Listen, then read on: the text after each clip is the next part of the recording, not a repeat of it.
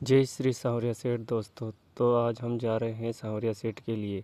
तो सबसे पहले मैं निकल जाता हूँ गरोट के लिए, क्योंकि आज मेरी सवारी है गरोट से। तो हम सबसे पहले पहुँच जाते हैं गरोट। गरोट पहुँचने के बाद हम वहाँ से बिठाते हैं सवारी। सवारी बिठाने के बाद हम जाने वाले होते हैं मंदसौर। तो हम सवारी बिठाने के बाद में मंदसौर पहुँच के लिए निकल जाते हैं। मंदसौर के लिए निकलने के बाद में हम पहुँच जाते हैं मंदसौर। मंदसौर में पशुपतिनाथ के दर्शन करते हैं। बहुत अच्छे से दर्शन होते हैं हमें रात के टाइम पे। रात को वहाँ से दर्शन करने के बाद हम निकल जाते हैं भादवा माता जी के लिए। भादवा माता जी के वहाँ पहुँचने के बाद हम अच्छे से दर्शन करते हैं भादवा माता जी के। भादवा माता जी के दर्शन करने के बाद हम वहाँ खाते हैं खाना। खाना खाने के बाद में हम निकल जाते हैं सावरिया सेठ के लिए। सबसे पहले नीमच से फिर हम पहुँचते हैं चिकाड़ा। चिकाड़ा पहुँचने के बाद हम पकड़ लेते हैं रास्ता सावरिया सेठ के लिए, जो 7 किलोमीटर का होता है। तो फिर हम यहाँ पर दर्शन करते हैं पोस्टर के, जहाँ पर लोग वीडियो बना रहे होते हैं। पहले गेट जो होता है पोस्टर होता है, उसके पास से गुजरने के बाद में फिर दूसरे पोस्टर के पास में निकलते हैं, जहाँ पर भी कुछ लोग खड़े होते हैं, वीडियो बना रहे होते हैं। फिर उसके बाद हम निकल जाते हैं आगे पार्किंग के लिए, जहाँ पर पार्किंग में आज बहुत सारे वाहन खड़े हुए थे, क्योंकि बहुत सारे लोग आए हुए थे। तो हम अपने वाहन के लिए भी, अपनी गाड़ी के लिए भी पार्किंग की जगह ढूंढते हैं। पार्किंग की जगह ढूंढने के बाद हम कर देते हैं गाड़ी को पार्क और चले जाते हैं रूम ढूंढने। रूम ढूंढने के बाद में हम वहाँ पर जाके सो जाते हैं, क्योंकि हम काफ़ी लेट हो गए थे। तो रात को दर्शन होना पॉसिबल नहीं था। तो हम सुबह का इंतज़ार कर रहे होते हैं। जैसे ही सुबह जागते हैं, नहा धो के तैयार होकर हम निकल जाते हैं दर्शन करने के लिए। तो देखते हैं बहुत सारी भीड़ इकट्ठा हो चुकी थी और बहुत सारे लोग आए हुए थे। दर्शन चालू हो गए थे तो हम भी धीरे धीरे चल दिए थे, और वहाँ आगे जाके देखा तो रेलिंग लगी हुई थी। रेलिंग में बहुत बहुत ज़्यादा भीड़ थी। सभी लोग नारे लगा रहे थे, जयकारे लगा रहे थे, और हम भी जयकारे लगाते हुए भीड़ को चीरते हुए पहुंच जाते हैं आगे मुख्य दरवाजे के पास में। मुख्य दरवाजे के पास में पहुंचने के बाद में हम और आगे जाते हैं, जहां पर श्री सावरिया सेठ लिखा हुआ था है।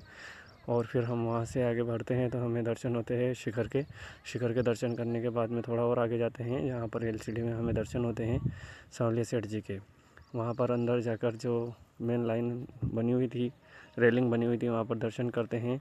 साइड में लगे हुए पोस्टरों के दर्शन करते हुए हम चले जाते हैं आगे, जहाँ पर हमें चांदी के रथ के दर्शन होते हैं।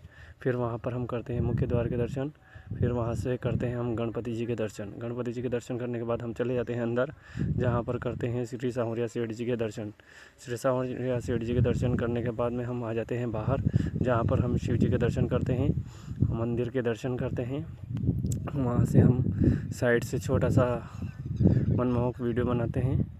मनमोहक वीडियो बनाने के बाद में हम आ जाते हैं बाहर थोड़ा सा, और वहाँ से भी कुछ वीडियो बनाते हैं, फ़ोटो खींचते हैं। फिर उसके बाद में हम आ जाते हैं थोड़ा और बाहर, जहाँ पर बहुत सारे लोग फ़ोटो ले रहे थे, वीडियो बना रहे थे। हम भी वीडियो बनाते बनाते बाहर आ जाते थे। और बाहर आने के बाद में फिर से एक बार जहाँ ये मनमोहक एलईडी लगी हुई है, वहाँ पर दर्शन करते हैं।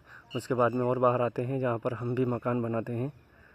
मकान बनाते हैं हम भी ये कामना करते हुए कि हमारा भी मकान बन जाए, सावरिया सेठ कृपा करे तो हमारा भी एक अच्छा सा 2 मंजिला मकान बन जाए। हमने भी वहाँ पर 2 मंजिला मकान बनाया है।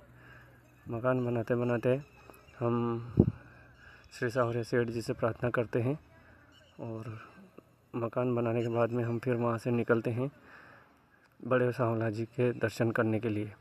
बड़े सांवरिया जी के दर्शन करने के लिए हम रास्ते में देखते जाते हैं कि वहाँ पर विकास कार्य चल रहा होता है। आगे होता है जो बड़े सांवरिया जी और सांवरिया जी के वहाँ पर जो गेट बना हुआ है, उस गेट के दर्शन होते हैं। आगे चले जाते हैं, हमारे साइड में एक पिकअप जा रही होती है, जिसमें कुछ महिलाएं और पुरुष बैठे हुए होते हैं, जो आगे शनि महाराज की तरफ निकल जाते हैं। और हम निकल जाते हैं बड़े सांवरिया जी की तरफ। बड़े सांवरिया जी की तरफ निकलते हुए हम फिर से धीरे धीरे आगे बढ़ते हुए जाते हैं, जहाँ पर एक ऑटो हमारे आगे आगे चलता रहता है। और फिर हम पहुँच जाते हैं सांवलिया जी प्राकट्य स्थल की पार्किंग की तरफ। पार्किंग में पहुँचने के बाद हम हमारे गाड़ी के लिए ढूंढते हैं उचित स्थान पार्किंग के लिए, और फिर पार्किंग में गाड़ी खड़ी करते हैं।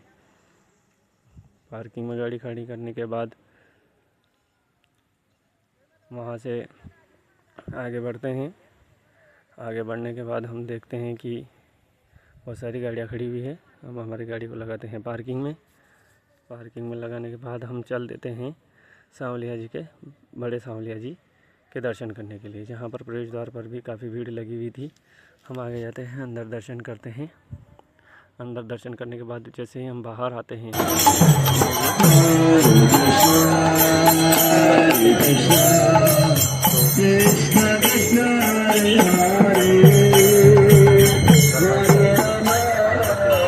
नाच रहे थे। फिर उसके बाद में हम निकल जाते हैं श्री शनि महाराज जी के दर्शन करने के लिए, क्योंकि आज शनिवार है तो इसलिए हम शनि महाराज के दर्शन करने के लिए निकलते हैं। और जैसे हम आगे बढ़ते हैं तो रास्ते में हमें काफ़ी लोग जाते हुए दिखाई देते हैं। शनि महाराज के दर्शन करने के लिए हमें वीडियो बनाने की इजाज़त नहीं थी तो हमने वीडियो नहीं बनाया और हम फिर से निकल जाते हैं जोगनिया माता जी के दर्शन करने के लिए, जहाँ पर हम जोगनिया माता जी के दर्शन करते हैं, मंदिर के दर्शन करते हैं, शिखर के दर्शन करते हैं और जोगनिया माता जी के मनमोहक दर्शन करते हैं। बहुत ही अच्छा दरबार सजा हुआ था जोगनिया माता जी का। फिर वहाँ से हम निकल जाते हैं, बारिश भी हो रही थी पर हम वहाँ से निकल जाते हैं तिलस्मा महादेव के दर्शन करने के लिए। तो कुछ देर चलने के बाद में हम पहुँच जाते हैं तिलस्मा महादेव, जो काफ़ी अच्छा स्थान है। कहा जाता है कि यहाँ पर जो चर्म रोगी होते हैं उनका कुंड में नहाने से अच्छा लाभ मिलता है। फिर वहाँ से दर्शन करने के लिए बाद हम निकल जाते हैं। उसके बाद हम रावत बाटा होते हुए चेचट आते हैं। चेचट से फिर 8 लाइन रोड पकड़ते हैं और 8 लाइन पर हमारी गाड़ी 120 की रफ्तार से दौड़ती हुई पहुंच जाती है गरोठ, जहां पर हमारा फिर से इस यात्रा का समापन होने वाला होता है। बहुत सारे मनमोहक दृश्यों को देखते हुए, बहुत सारे चीज़ों को याद करते हुए हम हमारे